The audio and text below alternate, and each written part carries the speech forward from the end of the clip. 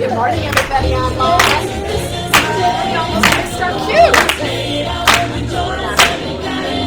Good morning, Robert.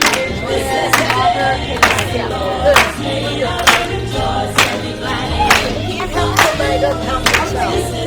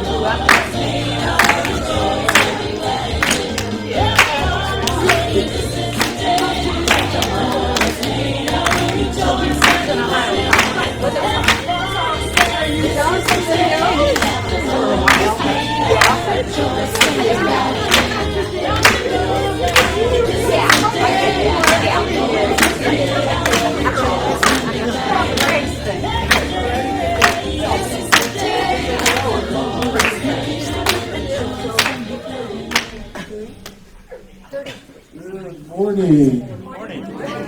Welcome to West Valley Center for Spiritual Living. My name is Reverend Goings, and I'm the assistant minister here. Hope everybody had a wonderful, full belly filling of Thanksgiving. So my Thanksgiving was wonderful. It was a beautiful day to experience a beautiful reminder of giving thanks for the day. So we come together every Sunday to remember our truth that we're whole, perfect, and complete just the way that we are. And we are celebrating we are in our fourth week of our pledge program. So our pledge program is called Seeing the Future, and our theme this year is called Enthusiastic Expectations. Last week during our family meeting, Reverend Karen reviewed the four kingdoms of consciousness and how we're evolving as a human race. First, I want to say that it felt so good to have everybody in the room over in Packey Hall, and we were all in community. It just felt good to have everybody in that space together. So we continue to unfold in a healthy way, and that is how life works. So Reverend Karen talked about how life on planet was evolving to something new, and we're still not sure what it looks like. When we look in the rearview mirror of life, look how far we've come. Both from a material world and from a spiritual world. We will soon be riding in driverless cars, and we're sending people into space. There are a whole bunch of us going, nuh-uh. It's coming, people. It's coming. And science has proven that we can live a healthier, happier life just by the way that we think. So first I want to recognize that life is forever evolving to more good, and we are part of that life, so our life is always evolving to more good. So just look in the rearview mirror of your life, knowing this truth can keep us grounded in enthusiastic expectation. But the part I really want to focus on at this time is before that new expression. Change is always scary because it's of the uncertainty. Sometimes it looks like complete chaos, and sometimes it even feels lonely. We know something good will emerge, but when? And that is the beauty of this community. We come together every week to be reminded of our truth. We come together every week to love and support one another. Each week, Reverend Karen discusses spiritual principles and that provides us tools to help us navigate through life. We celebrate the wins and successes together, and we support and love one another as we go through the changes. West Valley Center is our spiritual home, and we welcome everyone, and we value everyone, and we support everyone. We have a solid foundation based on spiritual principles, and we can live our lives with enthusiastic expectations. Our Seeding the Future Pledge program is about supporting our spiritual home as we transform lives and make this world a better place. This is the only time of year that we speak directly to you about tithing and your financial commitment to our center. Your commitment card helps us budget for the upcoming year, and is planting seeds for our future. Our cash goal this year is to collect $90,000 in pledges. We continue to add gems to our net, as you see here. And this net is a visual expression of our abundance consciousness. We want to thank you for your commitment and your support as we plan for our future in our spiritual home. So we can expect good things because we are in the flow of life. And we know that we are all connected just like this net. Together we are stronger and never alone. So as we move into 2022, know that you are loved and supported. Just as join us as we enthusiastically expect more good for our center and for you. So thank you. So you can continue to turn in your pledge cards, you can mail them in, you can drop them off in the gold box in the bookstore, or you can hand them to myself or Karen or Cheryl or Sue. We will take them any way that you want to deliver them. So now is the time to that we're going to move into the service, and we want to welcome you again to our center.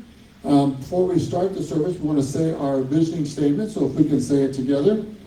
We are a loving, joy-filled community, honoring the many paths to God as we learn and live the science of mind principles. And so it is.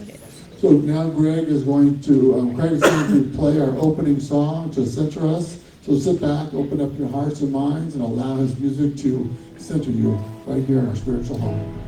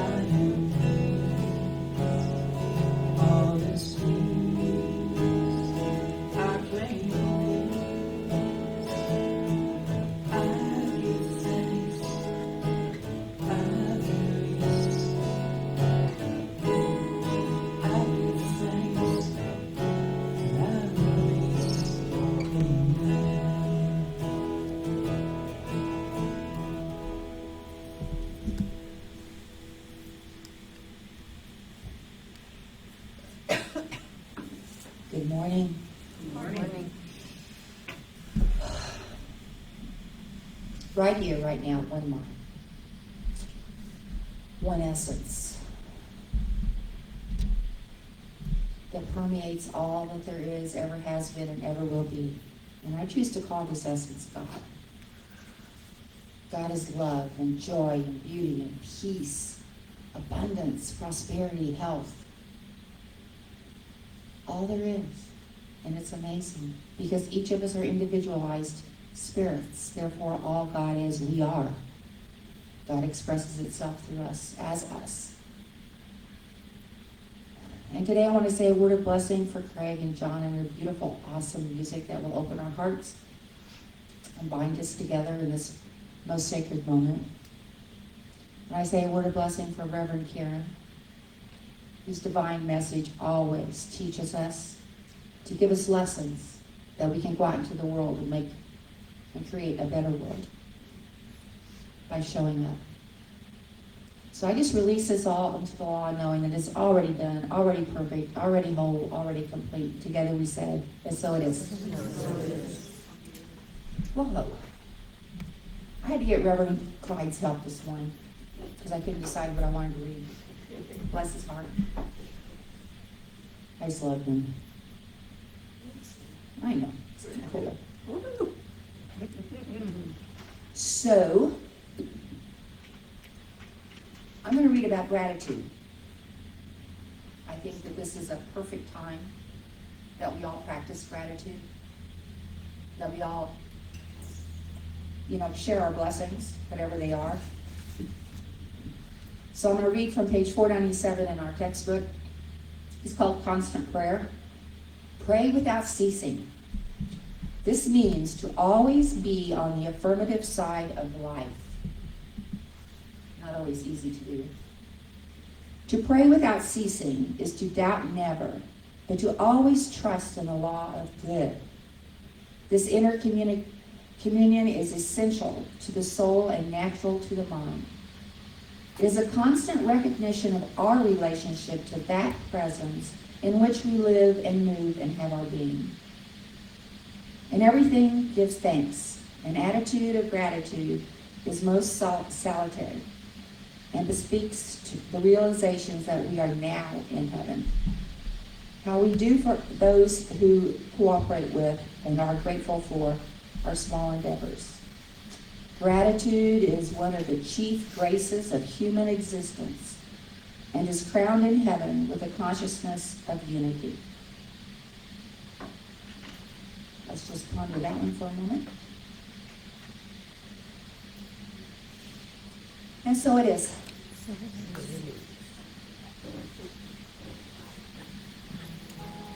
Hi, everybody. Hi. Good morning. I love synchronicity. I'm getting a lot of that this morning. You notice that already? So this song's about gratitude. Because it's the Thanksgiving time of year, and I always wanted to write a song about gratitude, so heck, we wrote one. Here we go.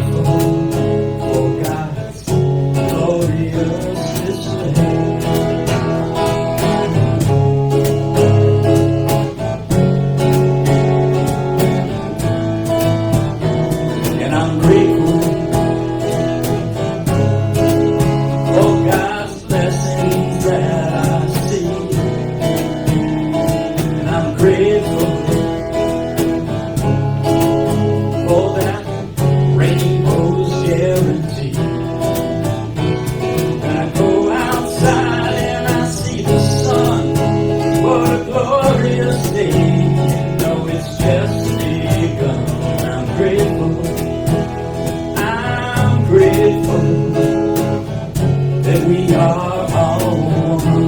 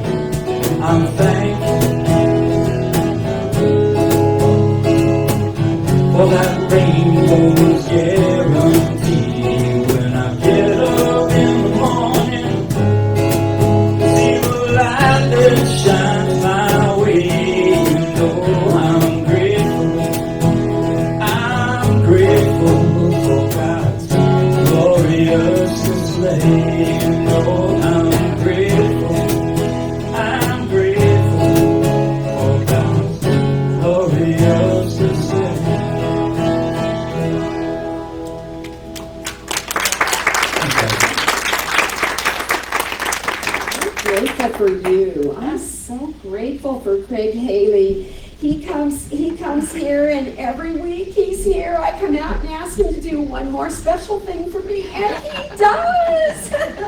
It's so fabulous. Good morning. Good morning. Good morning. Happy Thanksgiving, and welcome to the West Valley Center for Spiritual Living. I am Reverend Karen Rice, the spiritual leader of this community, and it's such an honor to be here and to be wrapping up our stewardship program. This is the last Sunday of the month of November, and look at what you've done. You've created something really, really beautiful, because every time you turned in a commitment card, I sewed another shining gem on our net, and we have made something quite lovely that represents the interconnectedness of us as a community. So thank you for that. And we will be accepting commitment cards until the end of the year. Actually, we'll take them anytime, but I'm going to keep the, Reverend Clyde, could we just keep this here through the Christmas season, do you think? Could I have it up a little bit longer just to enjoy it? It's such a beautiful symbol of all of us coming together in that beautiful sacred way. So the title of my message this morning is Endless Unfoldment, and my goodness, it was lovely to hear everybody. You were not the only synchronized one on the platform this morning. I got to tell you, the prayer, and you and Reverend Clyde picked a really perfect reading, because it's almost like right out of the message that I'm sharing this morning, because Dr. Ernest Holmes, who's the founder of this teaching, The Science of Mind, spoke about endless unfoldment. And not just in that way where we speak about eternality or immortality, the continuance of life. So when we talk about endless unfoldment, yes, we recognize and acknowledge that this beautiful body that sustains each of us is temporary. You know, we live in material form, and everything changes and moves, and we most of us are of an age where we've sort of noticed. And that there is that beautiful inner instinct and knowing of the ongoingness of life. But when Holmes spoke about the boundless and endless unfoldment of life, he was always telling us that life is eternal now. You know, eternality is not a gift you get if you're good enough and you happen to make it to heaven. You know, that's not what we mean by endless unfoldment. So how lovely that we can be coming together, wrapping up our spiritual program for seeding our future, because we see the endless unfoldment of this spiritual community. We have been a community in the West Valley for 40 some years. Well, 50 scares me, because we get to 50, we're going to have a big party when we get to 50, and I don't think we're that far away. We're probably only 4 or 5 years away from that. Somebody should keep track of it. Somebody on the board should probably, you're on the board, you keep track. Oh, Fred volunteered. Yay, we got that. 5 years. Okay, 5 years, he's got it, all right. That means you're going to be on the board for at least the next 5 years, right, Fred? We'll talk. Okay, all right. I like that. I have enthusiastic expectation for that ongoing conversation. So here's the quote that comes from Dr. Holmes, and I took this quote from the book, This Thing Called You, because so many of us really love that book. And the reading goes like this. He said, always our horizons will be expanding, forever filling our lives with new hope, with new vigor, and with new assurance.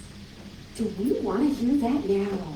We absolutely, relish that beautiful idea that forever there's this expansion, and that life is forever filling us with new hope, new vigor, and new assurance. He says, you are an eternal being now on the pathway of endless unfoldment, never less, but always more yourself. That's sort of a unique flavor to it. It's one of the reasons I've been drawn to this teaching. I love that idea that you're always yourself. Authenticity has always, you probably know that, it's always been important to me to be as authentic as I can be as I'm moving through my days. So I love that idea, and I especially appreciate how Dr. Holmes always had that emphasis on the idea of an endless unfoldment, this ongoing boundlessness of life, the ongoingness. That's a theme that's so appealing to me personally. When I read that line, Holmes said, we're never less, but we're always more ourselves. Never less, but always more. I couldn't help but think of a movie that Hugh and I have recorded in that permanent way on our DVR. I promise I'm going to be so sad if the power goes out and we lose it or something. Although, everything comes back again, I can capture it. But right now, Hugh and I, my husband and I, are watching that movie 2 to 3 times a week, and what it is an old Elvis Presley movie, Blue Hawaii. How many of you have seen Blue Hawaii? It's such a good movie. I love that movie. The music in it is great, and I'll be cooking dinner, and he'll cue up the movie and start playing it, and as soon as it starts with this siren where there's a police escort acknowledging Elvis just got back from the war. And in reality, that's when they filmed that movie. It was his first movie he made after he served in the military. But there's a song in there where he's singing to his betrothed. And there's this glorious Hawaiian wedding at the end of the movie that's worth the whole thing. But he sings her this song and he says, I bet some of you can hear it. If the Bradfords were here, I'd make Kathy try and sing it. He says, I love you more today than yesterday, but less than I will tomorrow. Okay? More today. Somebody sing it. I really need to hear it. Let's get the voice here. Do you know this? You don't know this. I love you more today than yesterday. Yeah, that's the one I know. Yeah. Oh, no, not that one. Not that one. This is Elvis Presley. Jack, let's go, John. We're out of here. Come on. John, do not leave. Make him stay. Anyhow, there's that gorgeous feeling I get when you say more today than yesterday. Never less, always more. And I like that part of romantic love. I've been married 50 years now. I like that. I've really enjoyed that part of feeling more in love every day and looking forward to the next day. So we're really blessed in life when we witness that, we acknowledge it, we know it, we live in that space of seeing there's an effortlessness about life that just continues and also expands. Humanity, us, people, all of us people, we have been created by an intelligence that created all of life. Not just people, but everything in the universe, the entire universe. And what we know is that all of that is ever expanding, that the universe is always becoming. And what is so beautiful to think about humanity as a part of all of that, as a piece of that big giant net of life, is that we learn through our living that everything depends on everything else. And that's a beautiful lesson. So as we age and we experiment, as we bounce around in our experiences and situations in life, we grow in our understanding of that ever ongoing unfoldment and that expansion of life that's always happening. We can learn to then duplicate that pattern of creation in our own lives. And that's sort of what this philosophy is about, trying to understand the way life becomes what it is and the way that we then can imitate the same patterns in our living in order to live a fuller, richer life. So, Holmes was very much, when you look at a passage like the ones we're looking at today, you can see that he was very much a mystic. He understood that connection and that oneness of all of life. In another favorite book of mine by Holmes, Can We Talk to God? The answer to that is yes. The title of the book is Can We Talk to God? Holmes defined humanity in this way. He said, humanity is an ascending principle of life. People, us, we ourselves are an ascending principle of life. And what that means is, you have to expand that out to include everybody, because everybody's on the net. Nobody's not on the net. Nobody's not in the web of life. Nothing and no one. And therefore, we can't just see that the ascending principle of life is just the good guys. This is where it gets a little complicated. It's not just in the cowboy movie. It's not just the guys wearing the white cowboy hat. As that old classic cowboy movie, the good, the bad, and the ugly. It's all of it. And nothing is devoid of God's light and God's love. So it's natural for us to strive for goodness. It's quite human of us to want our relationships to be carefree and filled with love and nary a problem. And yet life is inclusive of the dark and the light. The shadows are a part of it depends on where we stand as to what kind of shadows we see reflected back at us. So Holmes says humanity is an ascending principle of life, that's us. And then he goes on to say that humanity is individuality and expression. Our living, we are expressing our godness. I have a very special friend at my best prayer partner who always calls it godness. And that expression comes through our experience, and then Holmes says, and our unfoldment. So there's that word again. We are unfolding. Okay, now here's where it gets good. Unfolding is an ascending principle of life then. And the idea, it's not just the upward bound, but it's boundless and it goes in all directions and it's endless. But I want you to think about this. What kind of things do you unfold? When I proposed that question to myself in the writing of this message, I thought, well, I unfold a letter. I open a letter and I unfold what's inside the letter. And when I unfold what's inside the envelope, what I see is there's information. There's a message contained in the letter. So this happens to be, I just thought, this morning, I said, I hope I can find this, because this would be so good for me to have in my hands right now. This is a letter that my 8-year-old great-grandson sent to me after I visited him in Texas back in September. And it's adorable. Clearly he's trying to use mom's ink and stuff, the mom's calligraphy. He even addressed the envelope. It really tickled me. And you can see how excited I was to get it. I just tore it all open. But he wrote me this sweet little letter. So you unfold what's there, and then the contents of what is here is revealed to us. And he wrote me this adorable little note, and he ended it with a funny joke I wanted to share with you. That's why I wanted to find it. He said, I'm happy I got to spend time with you. P.S. What does a cow get when it jumps on a trampoline? It gets a milkshake. Love, Maddox. So if you open an envelope and unfold it, you get to see what's there. Something is given to you. If I look at a flower, think of a rose in a garden. All of us have either been to a rose garden or had roses in our yards, or we bought cut roses. And you see that the bud shows that there's a spiral.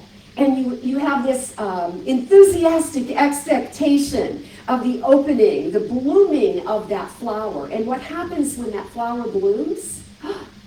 It's beautiful. And there's a fragrance. The rose has a very distinct scent. And if you love roses, you begin to notice that even different colored roses will smell different from each other. And so there's this beautiful life process that the rose or any blooming flower will show us. And it's a process of unfoldment that then delivers us an experience of beauty or appreciation. We're talking a lot about gratitude because it's Thanksgiving week.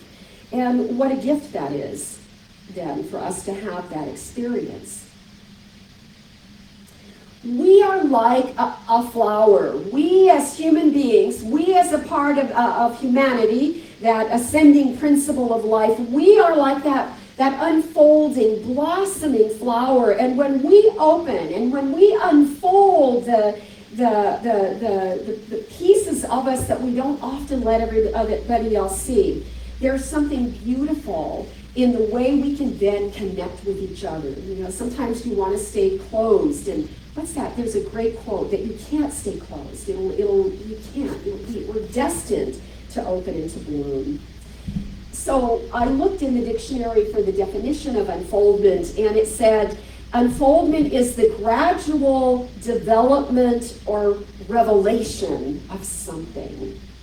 Now you got me. Now we're in that spiritual place where we see that revelation is sort of the way we see things from a higher perspective. I love that quote.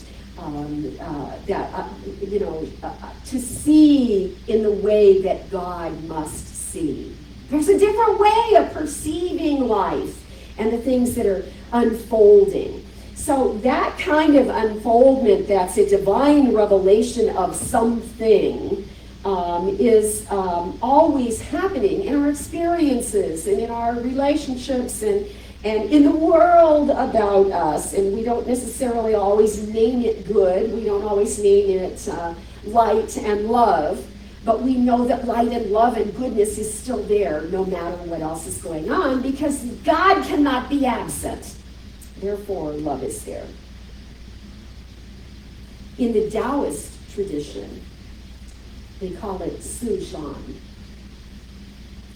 Suzhan literally translates to the constant unfolding of things.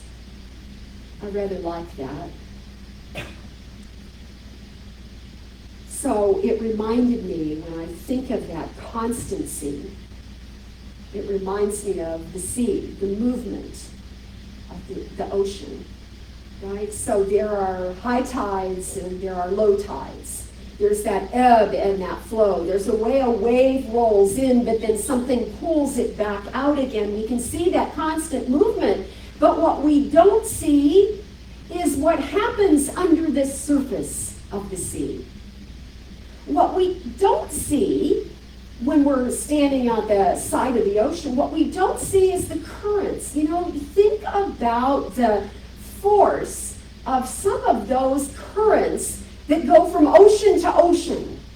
And think of that. I think of the movie Finding Nemo. You know, Finding Nemo is such an example. A lot of us have seen that movie, where there are the ocean life. I think of the turtles, the sea turtles especially, that find that current. They force their way into the current, and then it's like they're carried along. And you see, that's how I visualize our humanity. That's how I visualize the ascending nature, that we're part of this great principle of life ongoing. That we find our way into the divine current, and then we are carried sweetly in the hands of God. It's a great visual for me personally. And life goes really well when we're in the current. You know, we really get the consistency of life, and we feel the harmony. And even though it's this majestic force, we're safe. It's intended for us to use it in that positive way. Now, when something happens and we get frightened, or our life turns a little sideways, and we snap back into that primal survival mode, now we have pulled ourselves out of that current. And we do that, it's very human, it's part of being a human being. We do that because there's an instinct to protect ourselves. But when we are protecting ourselves, we are either holding up heavy shields and we put barriers between ourselves and other people, or we look for weapons that we think we might use in order to protect ourselves. So I'm speaking figuratively. I'm not talking about literal weapons, but the way in which, I'll tell you something, if I'm offended, sometimes my tongue is a really quick weapon that I can't take back. I say things, and so we have that. We have that when we're feeling in any way threatened or misunderstood or unloved.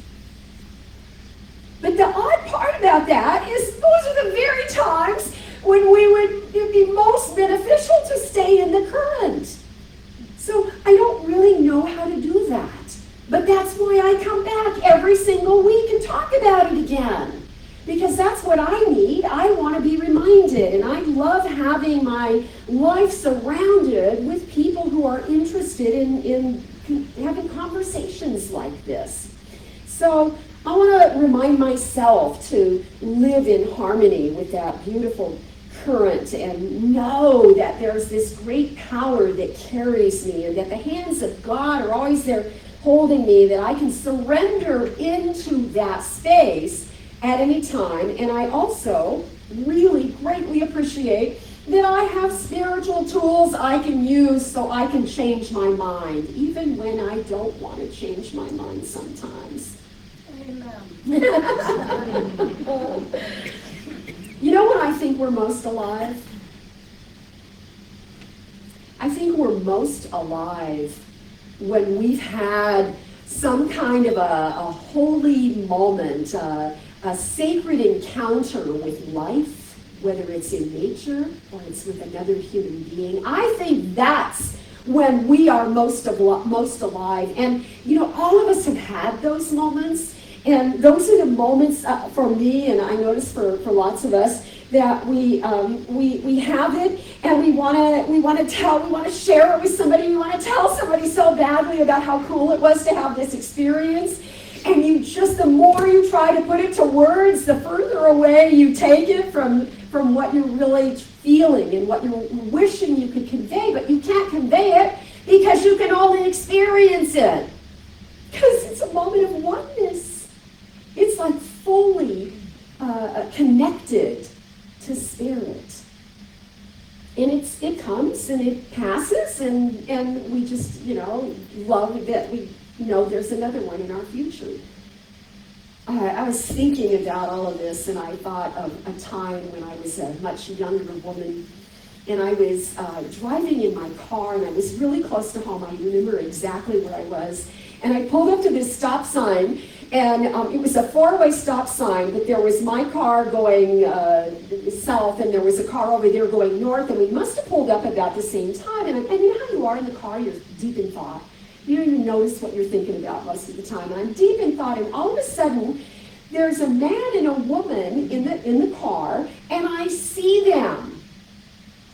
Do you hear what I'm saying? I didn't see the metal conveyance they were sitting in. That's normally what happens. We see that there's a car. We might not even, see what kind of car it is. It doesn't even matter. We stop. We're waiting for the appropriate time for our turn through the intersection, and all of a sudden it was what I called an elderly couple, except that was like 30 years ago. So I think they were probably my age. And there's this couple, they were so adorable. They were sitting in this car, and I do not know what provoked them, but both of them smiled at me across the intersection and picked up their little hands as if they rehearsed it, and they waved at me. That's all. That's all. And I was changed. It completely changed the rest of my day because I had this moment of acknowledgement. I was seen and they were seen. I saw them and they saw me. And I felt like I had an encounter that was angelic. And it was so meaningful to me that decades later I'm still telling the story. As if I can pull you into it with me, but I can't. And yet I know that some of you are already searching your own mind to remember those instances in your own life where you've had those holy encounters. And that's what matters. Think of all the times we drive around and we never see another human being in a car, unless it's to be critical. Right? Think of all the times we're just in that. It's like being in our cave, And so what a great thing to realize that at an unexpected moment, you can have your thoughts abruptly interrupted in a good way, in a beautiful way, in a way where you have sensed that connection in the web of life. I think that life, when we have those kinds of moments, life enlivens us, and it's because we're involved, We're open to have a moment of love. But you gotta notice. Maybe we could all set an intention that this week we're going to have an encounter while we're out and about in the world where you recognize an angelic moment of exchange. Right? That's a good homework assignment for us. Because ultimately, everything in life is relational. Everything in life is relational. We have relationships with our family, we have relationships with our spiritual community, we have relationships with the people we work with, and we have relationships with our stuff. I told you about my DVR and my favorite movie in there right now, right? That's a relationship. So it's about connection, right? And science is absolutely on board helping us validate all of this and speak of it through on spiritual platforms. Science is giving us all this great stuff to talk about. We are conduits for energy, scientifically. We are conduits for energy. Now, we know that religiously. We understand that God is love and that is the most powerful energy in the universe. So there's this life energy that's in us. It is an ascending principle, as Holmes said, and the more that we're open to it, the better it flows. And remember to not just be worried about letting the positive flow through you, right? Don't ward off what looks harsh and scary, but see the wholeness. Look for the wholeness in it somewhere. Because I was thinking about the way when we put the batteries in my battery pack so I can talk to you, the batteries clearly have a positive end and a negative end, and it takes both of those to create the movement and the energy in order to use electricity without being plugged in. So think of it as there's a positive and there's a negative, and our intent to use that is the bridge. So what if then you are destined to be on the planet to be the positive, because I know most of you would tell me that, and the truth is some days we're the positive and some days we're the negative. But what if you have a difficult encounter, but you realized you were the positive to that negative charge, and that together you're making a bridge of love, so that there is an easy way for us to return to love no matter what we have done or what we have believed has been done to us. It's always the return of love. It's always about recognizing the holiness in every moment, that God is right where we are, and it's the movement of the Holy Spirit. I just love it. When I get a glimpse of that, I have seen wholeness. We experience, we embody that idea of the wholeness of life, the connection of life.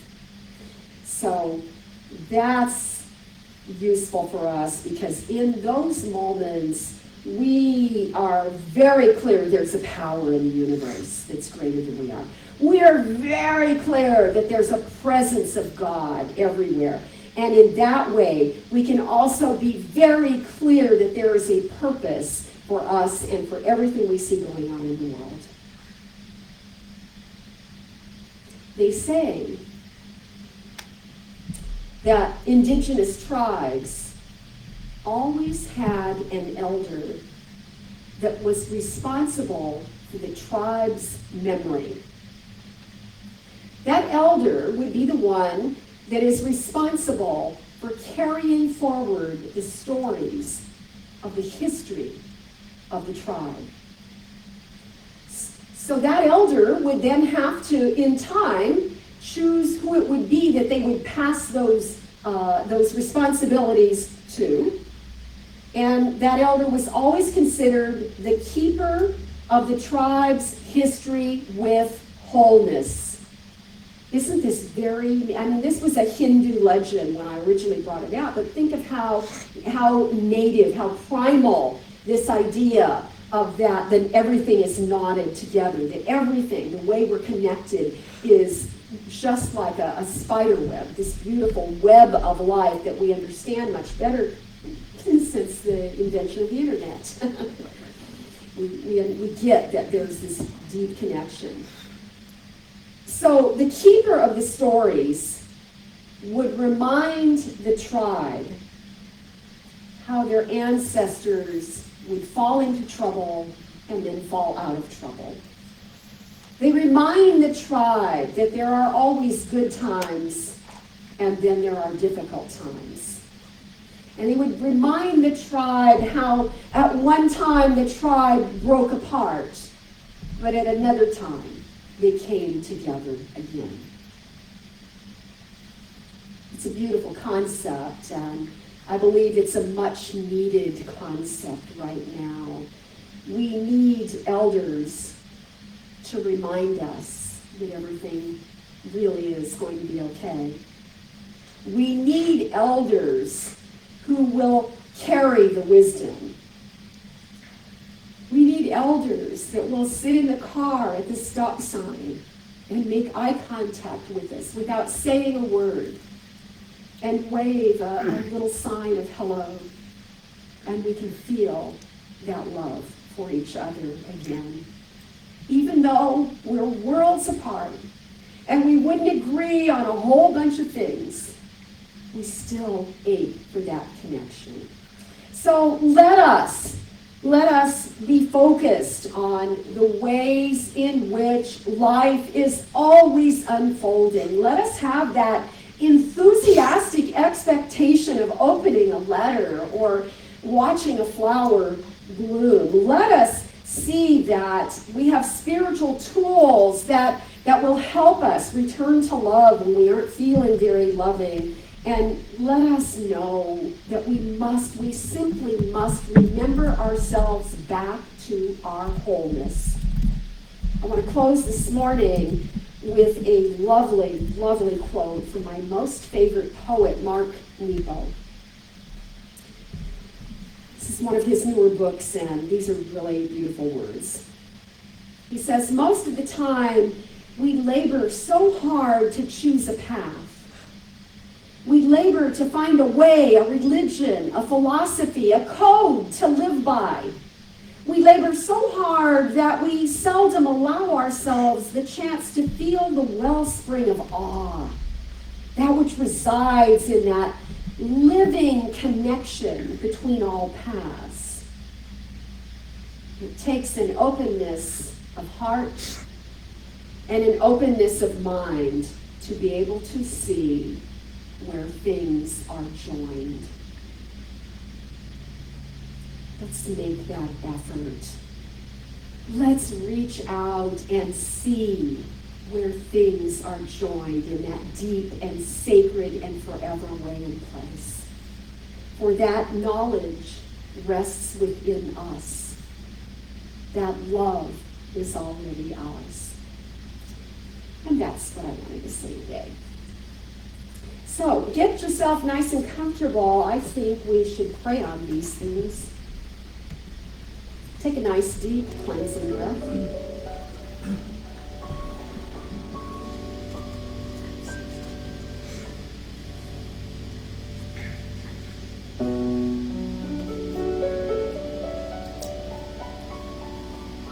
I hear those piano keys as an unfoldment, an invitation to dive deep, to open our hearts and our minds, to be aware of that deep and constant current of life. Just feel the love of God. Feel that movement that woos us into that sweet place of knowing that God is right here. I feel the love of God right here in this room, and I know that it cannot be contained. And so that wherever you are, as you're listening to these words, we stand in certainty in knowing that right where we are, the fullness of Spirit is. I feel the love of God, and I know it is that activity of life that is awakening something within me and stirring something within the soul of every living being, because the words of prayer are powerful. The words of prayer are infused with love, because it is the activity of love itself that is the impulse of all of life. And so something magnificent is unfolding this day. In this very sacred space that we have made in our gathering, in the way that we gather not only in person, but that we gather in spirit. We allow our souls to connect, to feel that way in which we abide together on this infinite net of life, and that each of us is a shining jewel, a gem, and that not only do we reflect that amazing and powerful light that is divine, but that we then pick up the reflection of all the other lights, all the other gems, all the rest of the beauty that makes up life. So we join together this day, knowing that there is a mighty work to be done. But when many gather together, the load is light. So we call forward the spirit of the elders, those who keep the history and the memories, those who are able to see that there are good times and there are difficult times, but when we put them all together, we can't tell one from the other. For there is a wholeness of life in which we realize there is something absolutely perfect, complete, and whole in every living being that could never be violated by anything outside. So the force of God that is our inner light, the force of life that is the breath of God, the force that keeps the constancy of the pulsing of the entire universe, is the same that beats our very hearts. And so we are filled with this renewal of vibrancy of life. Things that seem to ail us, or things on this planet that do not look perfect, whole, and complete, are lifted, even as we miraculously lift our vision to see the wholeness and the completeness and the perfection that desires to be revealed on the planet at this time. So we unfold, we allow ourselves to bloom and blossom. We reveal the divine truth of our being in the way that we live our lives on the planet, and therefore we are part of lifting the spirit of humanity this day, and we have helped to make the world a little bit better. So I am grateful for this time that we have dedicated to seeding our future, and I continue to have enthusiastic expectation for the good work this spiritual community will do in the West Valley of Phoenix, Arizona, from now until all the time ahead of us. Joyous, enthusiastic expectation. Thank you, God. Thank you, life. How grateful I am. And together we release this into the law, knowing it is done, and we say, and so it is. Amen.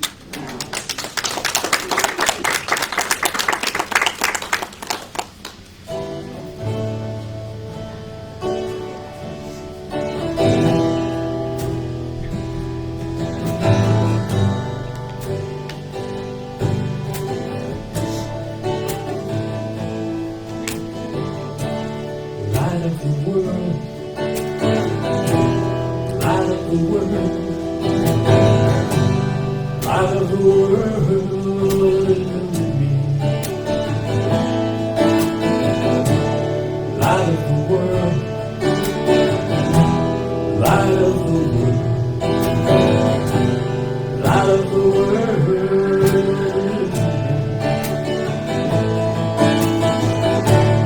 light of the world. Won't you fill me up today? Sadness fades from view. I wipe those fears away. Light of the world, I release my yesterday. From my troubled heart, revel in this day. Light of the world, light of the world, light of the world.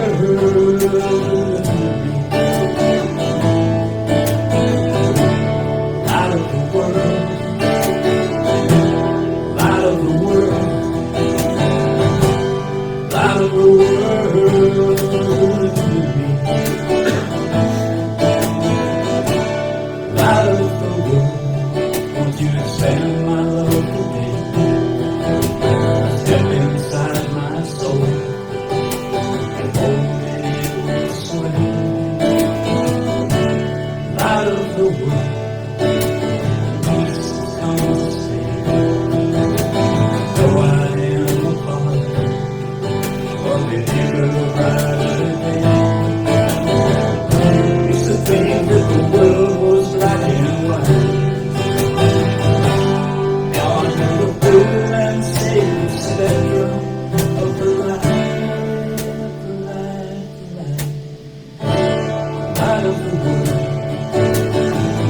that's what endless days, waking dreams come true in the most amazing way. Light of the world, forever I will stay in your loving grasp, fearless in the fray. Used to think that the world was black and white.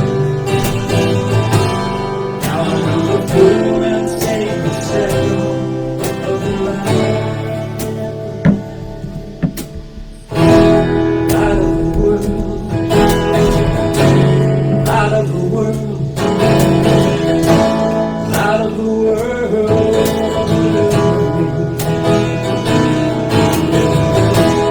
Light of the world, light of the world, light of the world. Why don't you sing this with me? It's real easy. Light of the world, light of the world, light of the world, light of the world, light of the world. Through me. Light of the world, light of the world, light of the world.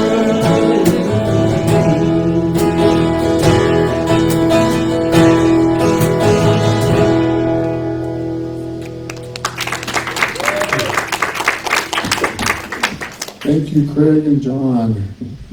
So now is the time to celebrate the abundance of our community as well as the abundance of our own lives. But before we say our giving affirmation, I wanted to remind you, one, that we have prayer right after service, right up here. If you want to pray with a practitioner, come right up to the front. And second, that we do not pass the offering plate. We decided that we're going to keep the offering boxes in the back of the room, and there's one in the back of the room. There's also one in the bookstore. And you can just drop off your tithe in those boxes, and we really do appreciate that. So now let's say our giving affirmation together. I live in a consciousness of good. Divine love blesses and multiplies all that I am, all that I have, all that I give, and all that I receive. Thank you, God, and so it is. And Mary's here, so that means the food store is open. Yes, it is. So let's sing this one out, folks. That's right. The Reverend would like it if you stood, please. That's a cheap way to get a standing ovation. Okay, so this is the call and response song, and I know you know it. You're the best, aren't they, John? The best congregation. Well, you are, really. It's true. Best congregation when it comes to doing this song. So here we go.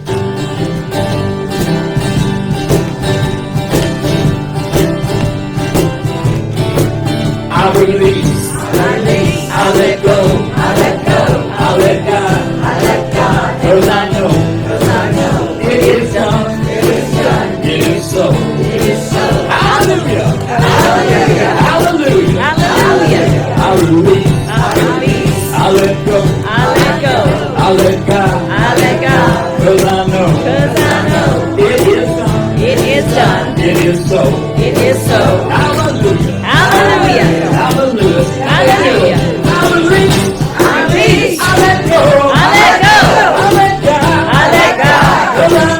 'cause I know it is done, it is so,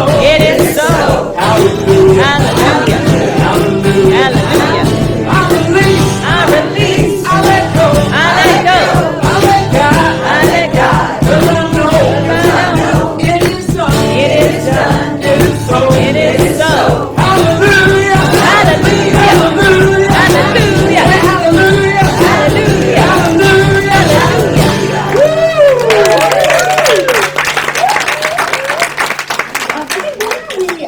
We're decorating. We forgot to say next Saturday. So if you're in town and you want to help, we're decorating lights.